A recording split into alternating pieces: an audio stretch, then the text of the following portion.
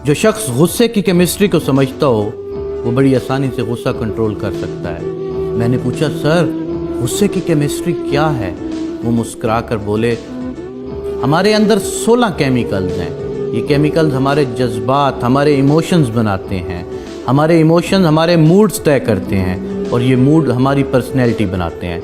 मैं खामोशी से उनकी तरफ देखता रहा। वो बोले, हमारे हर इमोशन का दौरानिया 12 मिनट होता है।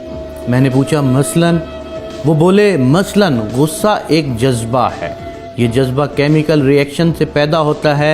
मसलन हमारे जिस्म ने इंसुलिन नहीं बनाई, या ये सिर्फ ज़रूरत से कम थी, हमने ज़रूरत से ज़्यादा नमक खा लिया, हमारी नींद पूरी नहीं हुई, या फिर हम खाली पेट घर से बाहर आ गए। इसका क्या नतीजा निकलेगा? हमारे अंदर केमिकल रिएक्शन होगा। ये रिएक्शन हमारे ब्लड प्रेशर बढ़ा देगा और ये ब्लड प्रेशर हमारे अंदर गुस्से का जज्बा पैदा कर देगा। हम भड़क उठेंगे, लेकिन हमारी ये भड़कन सिर्फ 12 मिनट तवील होगी। हमारे जिस्म 12 मिनट बाद गुस्से को बुझाने वाले केमिकल पैदा करना शुरू कर देगा और यूँ हम अगले 15 मिनटों में कूल डाउन हो जाएंगे। चुनांचे हम अगर गुस्से के बारे में 12 मिनटों को मैनेज करना सीख लें तो फिर हम गुस्से की तबाहकारियों से बच जाएंगे। मैंने अर्ज़ किया, क्या ये नुस्खा सिर्फ गुस्से की हद तक महदूद है? वो मुस्कुरा कर बोले, जी नहीं, हमारे 6 बेसिक इमोशन गुस्सा, खौफ, नफ़रत, हैरत, लुत्फ़ और उदासी, इन तमाम इमोशंस की उम्र सिर्फ 12 मिनट होती है।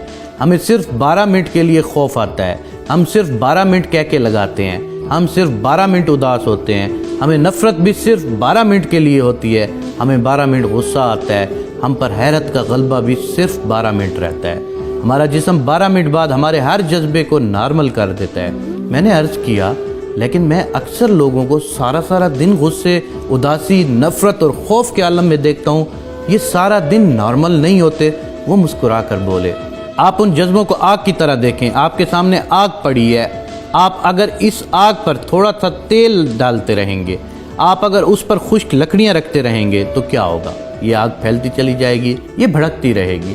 हम में से ज़्यादातर लोग अपने जज्बात को बुझाने की बजाय उन पर तेल और लकड़ियाँ डालते रहते हैं। चुनांचे वो जज्बात जिसने 12 मिनट में नॉर्मल होना था, वो 2-2, 3-3 दिन तक वसी हो जाता है। हम अगर 2-2, 3-3 दिन में से भी ना संभलें तो वो ये जज्बा हमारा तवील मूड बन जाता है और ये मूड हमारी शख्सियत, हमारी पर्सनैलिटी बन जाता है। यूँ लोग हमें गुस्सेल खान, अल्लाह दिता उदास, मलिक खौफज़दा, नफ़रत शाह, मियाँ कैका साहब और हैरत शाह कहना शुरू कर देते हैं। वो रुके और फिर बोले, आपने कभी गौर किया है, हम में से बेशुमार लोगों के चेहरों पर हर वक्त हैरत, हंसी, नफ़रत, खौफ, उदासी या फिर गुस्सा क्यों नज़र आता है? वजह साफ ज़ाहिर है, जज्बे ने 12 मिनट के लिए उनके चेहरे पर दस्तक दी, लेकिन उन्होंने उसे वापस नहीं जाने दिया। यूँ वो जज्बा हैरत, कैका, नफ़रत, खौफ, उदासी या गुस्सा उनकी शख्सियत बन गया। वो उनके चेहरे पर हमेशा हमेशा के लिए दर्ज हो गया।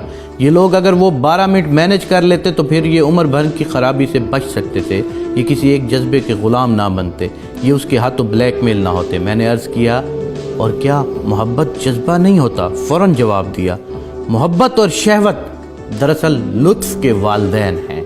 ये जज्बा भी सिर्फ 12 मिनट का होता है। आप अगर इसकी भट्ठी में नई लकड़ियां ना डालें तो ये भी 12 मिनट में ख़त्म हो जाता है, लेकिन हम बेवकूफ़ लोग इसे जुल्फ़े यार में बांध कर गले में लटका लेते हैं और यूँ मजनू बनकर जलील होते हैं।